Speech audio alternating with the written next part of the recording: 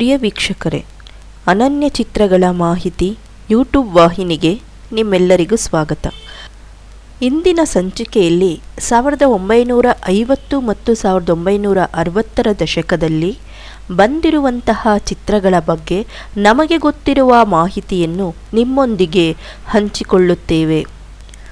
1958ರಲ್ಲಿ ಬಂದಂತಹ ಚಿತ್ರ school master. ನಿರ್ದೇಶನ ಬಿ.ಆರ್. ಪಂತಲು, ನಿರ್ಮಾಪಕರು ಬಿ.ಆರ್. ಪಂತಲು. ತಾರಾಗಣದಲ್ಲಿ B R. Pantulu, M V. Rajamma, D K. Madhavarao, Uday Kumar, Narasimharaju ಮತ್ತಿತರರು ಅಭಿನಯಿಸಿದ್ದಾರೆ. 1936ರಲ್ಲಿ ಸಂಸಾರ ನೌಕೆಯ ಮೂಲಕ ನಟರಾಗಿ ಸಿನಿಮಾ ರಂಗಕ್ಕೆ ಪಾದಾರ್ಪಣೆ ಮಾಡಿದ ಬಿ.ಆರ್. ಪಂತಲು ಅವರು ನಿರ್ಮಿಸಿದ ಮತ್ತು ನಿರ್ದೇಶಿಸಿದ ಅತ್ಯಂತ ಮಹತ್ವದ ಚಲನಚಿತ್ರವೆಂದರೆ ಸ್ಕೂಲ್ ಮಾಸ್ಟರ್. ಸ್ಕೂಲ್ ಮಾಸ್ಟರ್ ಕನ್ನಡದಲ್ಲಿ 25 ವಾರಗಳ ಪ್ರದರ್ಶನ ಕಂಡ ಮೊದಲ ಚಿತ್ರವಾಯಿತು. ಇಲ್ಲಿಂದ ಸಿಲ್ವರ್ ಜೂಬಿಲಿ ಫಿಲಂ ಎಂದು ಕರೆಯುವ ಸಂಪ್ರದಾಯ ಬೆಳೆಯಿತು. 1960ರಲ್ಲಿ ಬಂದಂತಹ ಚಿತ್ರ ರಣಧೀರ ಕಂಠೀರವ. ನಿರ್ದೇಶನ ಎನ್.ಸಿ. ರಾಜನ್, ನಿರ್ಮಾಪಕರು ಡಾಕ್ಟರ್ ರಾಜ್ಕುಮಾರ್, ಜಿ.ವಿ. ಅಯ್ಯರ್. ತಾರಾ ಬಳಗದಲ್ಲಿ ಡಾಕ್ಟರ್ ರಾಜ್ಕುಮಾರ್, ಬಾಲಕೃಷ್ಣ, ನರಸಿಂಹರಾಜು, ಸಂಧ್ಯಾ, ಲೀಲಾವತಿ, ಜಿ.ವಿ. ಅಯ್ಯರ್ ಮತ್ತಿತರರು ನಟಿಸಿದ್ದಾರೆ. ಎನ್.ಸಿ. ರಾಜನ್ ನಿರ್ದೇಶಿಸಿದ ಈ ಚಲನಚಿತ್ರವು ಕನ್ನಡದಲ್ಲಿ ಇದುವರೆಗೆ ಮೂಡಿಬಂದ ಅತ್ಯುತ್ತಮ ಐತಿಹಾಸಿಕ ಚಲನಚಿತ್ರಗಳಲ್ಲಿ ಒಂದಾಗಿದೆ.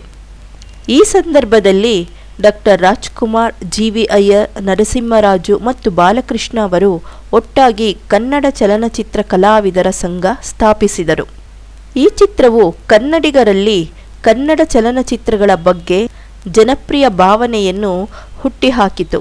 ಬೆಂಗಳೂರು ಮತ್ತು ಇತರ ಸ್ಥಳಗಳಲ್ಲಿ ಕನ್ನಡ ಪರ ಹೋರಾಟಗಾರರು ಮತ್ತು ದೊಡ್ಡ ರೀತಿಯಲ್ಲಿ ಬೆಂಬಲಿಸಲು ಪ್ರೇರೇಪಿಸಿದರು.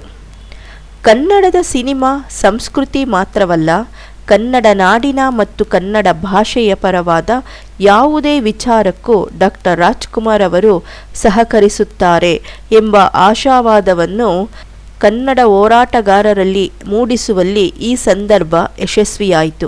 ಅದು ಮುಂದೆ ಡಾಕ್ಟರ್ ರಾಜ್ಕುಮಾರ್ ಅವರು ಕನ್ನಡ ಭಾಷಾಪರವಾದ ಗೋಕಾಕ್ ಚಳುವಳಿಯಲ್ಲಿ ಭಾಗವಹಿಸಿ ಅಭೂತಪೂರ್ವ ಕನ್ನಡ ಜಾಗೃತಿಯನ್ನು ಮೂಡಿಸುವಲ್ಲಿ ದಾರಿ ತೋರಿಸಿತು.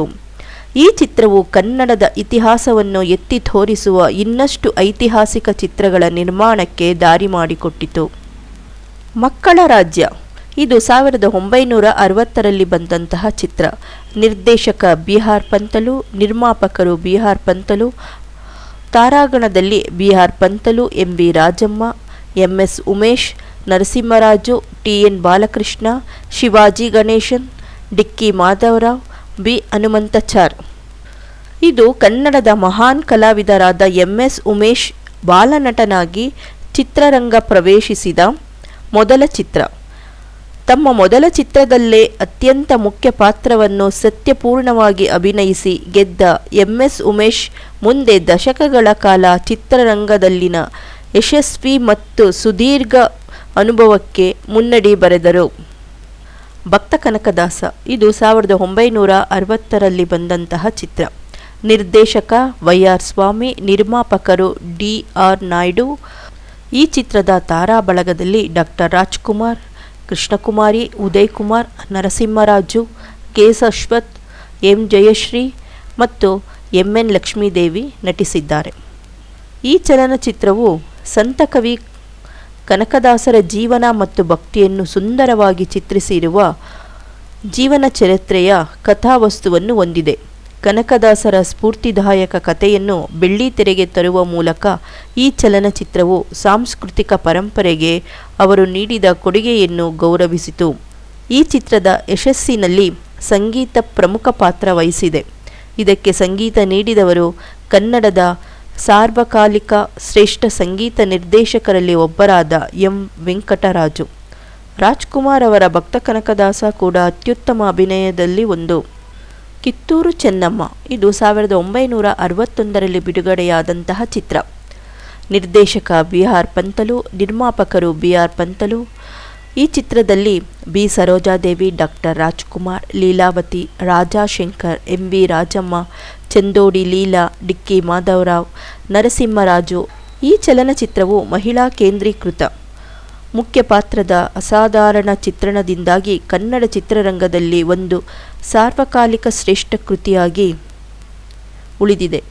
ಆ ಕಾಲದಲ್ಲಿನ ಚಲನಚಿತ್ರಗಳಲ್ಲಿ ಇದು ಅತ್ಯಂತ ಅಪರೂಪವಾದ ಚಿತ್ರವಾಗಿತ್ತು. ಈ ಐತಿಹಾಸಿಕ ಚಿತ್ರವು ಅತ್ಯಂತ ವರ್ಣಮಯ ಮತ್ತು ವೈವಿಧ್ಯಮಯವಾಗಿ ಕಿತ್ತೂರಿನ ರಾಣಿ ಚೆನ್ನಮ್ಮನ ಸ್ಫೂರ್ತಿಯುತ ಜೀವನಗಾಥೆಗೆ ಜೀವ ತುಂಬಿದೆ. ರಾಣಿ ಚೆನ್ನಮ್ಮಳ ಪಾತ್ರ ನಿರ್ವಹಿಸಿದ್ದ ಬಿ ಸರೋಜಾದೇವಿಯವರ ಅಭಿನಯ ನೋಡುಗರ ಹೃದಯವನ್ನೇ ಸೆಳೆದಿತ್ತು. ಐತಿಹಾಸಿಕ ಮತ್ತು ಪೌರಾಣಿಕ ಕಥೆಗಳನ್ನು ಸಮರ್ಥವಾಗಿ ತೆರೆಗೆ ತರುವಲ್ಲಿ ಸಾಹಿತ್ಯಪೂರ್ಣವಾಗಿ ಮತ್ತು ತಾಂತ್ರಿಕವಾಗಿ ಶ್ರೇಷ್ಠತೆಯನ್ನೇ ಸಾಧಿಸಿದ ಜಿ ವಿ ಅಯ್ಯರ್ ಈ ಚಿತ್ರದ ಸಾಹಿತ್ಯ ನಿರ್ವಹಿಸಿದರು. ಬಿ ಆರ್ ಪಂತಲು ಅವರ ವೃತ್ತಿ ಜೀವನದ ಮಹೋನ್ನತ ಚಿತ್ರಗಳಲ್ಲಿ ಕಿತ್ತೂರು ಚೆನ್ನಮ್ಮ ಕೂಡ ಒಂದು. ಕರುಣೆಯೇ ಕುಟುಂಬದ ಕಣ್ಣು. ಇದು 1962ರಲ್ಲಿ ಬಂದಂತಹ ಚಿತ್ರ.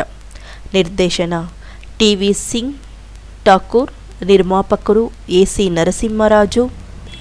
ತಾರಾಗಣ ಡಾಕ್ಟರ್ ರಾಜ್ಕುಮಾರ್, ರಾಜಾಶಂಕರ್, ಉದಯ್ ಕುಮಾರ್, ಲೀಲಾವತಿ, ಬಾಲಕೃಷ್ಣ ಮತ್ತು ನರಸಿಂಹರಾಜು. ಮೊದಲು 3 ದಶಕಗಳವರೆಗೆ ಕನ್ನಡ ಚಲನಚಿತ್ರೋದ್ಯಮವು ತನ್ನ ಚಲನಚಿತ್ರಗಳಿಗೆ ಕತೆ ಹಾಗೂ ವಿಷಯವನ್ನು ವೃತ್ತಿಪರ ರಂಗಭೂಮಿಯಲ್ಲಿ ಪ್ರದರ್ಶಿಸಿದ ನಾಟಕಗಳಿಂದಲೇ ಪಡೆಯಿತು. ಈ ಸಂದರ್ಭದಲ್ಲಿ ನಿರ್ಮಾಪಕ ಎ ಸಿ ನರಸಿಂಹಮೂರ್ತಿ ಒಂದು ವಿನೂತನ ಪ್ರಯೋಗಕ್ಕೆ ಮುಂದಾದರು. ಶಿಲಾಶ್ರೀ ಪ್ರೊಡಕ್ಷನ್ಸ್ ಬ್ಯಾನರ್ ಅಡಿಯಲ್ಲಿ ತಯಾರಾದ ಕರುಣೆಯೇ ಕುಟುಂಬದ ಕಣ್ಣು ಚಿತ್ರವು ಕನ್ನಡದಲ್ಲಿ ಕಾದಂಬರಿಯಿಂದ ತಯಾರಾದ ಮೊದಲನೇ ಚಿತ್ರ ಎನಿಸಿಕೊಂಡಿದೆ. ಚಂದವಳ್ಳಿಯ ತೋಟ. ಇದು 1964ರಲ್ಲಿ ಬಂದಂತಹ ಚಿತ್ರ. ನಿರ್ದೇಶಕ ಟಿ ವಿ ಸಿಂಗ್ ಠಾಕೂರ್, ನಿರ್ಮಾಪಕ ಪಾಲ್ಸ್ ಅಂಡ್ ಕಂಪನಿ. ಈ ಚಿತ್ರದಲ್ಲಿ ಡಾಕ್ಟರ್ ರಾಜ್ಕುಮಾರ್, ಉದಯ್ ಕುಮಾರ್, ಜಯಂತಿ, ರಾಜಶ್ರೀ, ಟಿ ಎನ್ ಬಾಲಕೃಷ್ಣ, ಅಡ್ವಾಣಿ ಲಕ್ಷ್ಮೀದೇವಿ, ಶಾಂತಮ್ಮ ಮತ್ತು ರಾಘವೇಂದ್ರ ರಾವ್ ನಟಿಸಿದ್ದಾರೆ. ಗಟ್ಟಿಯಾದ ಕಥಾ ನಿರೂಪಣೆ, ಸತ್ವಪೂರ್ಣ ಪಾತ್ರಗಳ ವಿಸ್ತರಣೆ, ಜೊತೆಗೆ ಸಾಮಾಜಿಕ ಮೌಲ್ಯಗಳ ಅನಾವರಣ ಇವೆಲ್ಲದರ ಕಲಾತ್ಮಕ ಸಮ್ಮಿಶ್ರಣವೇ ಚಂದವಳ್ಳಿಯ ತೋಟ ಸಿನಿಮಾ.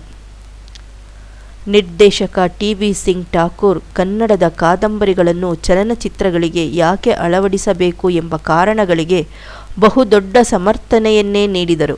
ಮತ್ತೊಮ್ಮೆ ಅವರು ಚಂದವಳ್ಳಿಯ ತೋಟ ಮೂಲಕ ಕನ್ನಡ ಕಾದಂಬರಿ ಲೋಕದ ಘನತೆಯನ್ನು ಹೆಚ್ಚಿಸಿದರು.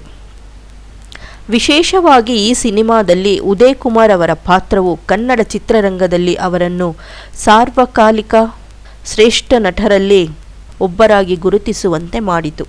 ಈ ಸಿನಿಮಾದಲ್ಲಿ ಫ್ಲ್ಯಾಶ್ ಬ್ಯಾಕ್ ತಂತ್ರಗಳನ್ನು ಅತ್ಯುತ್ತಮವಾಗಿ ಬಳಸಿಕೊಳ್ಳಲಾಗಿದ್ದು, ಜೊತೆಗೆ ನಿರೂಪಣೆಯ ವೇಗದ ಗತಿಯು ಅಸಾಧಾರಣವಾಗಿದೆ. ಅಲ್ಲಿಯವರೆಗೂ ಅಸ್ತಿತ್ವದಲ್ಲಿದ್ದ ಸಾಂಪ್ರದಾಯಿಕ ಶೈಲಿಯನ್ನು ತಲೆಕೆಳಗಾಗಿಸಿತು.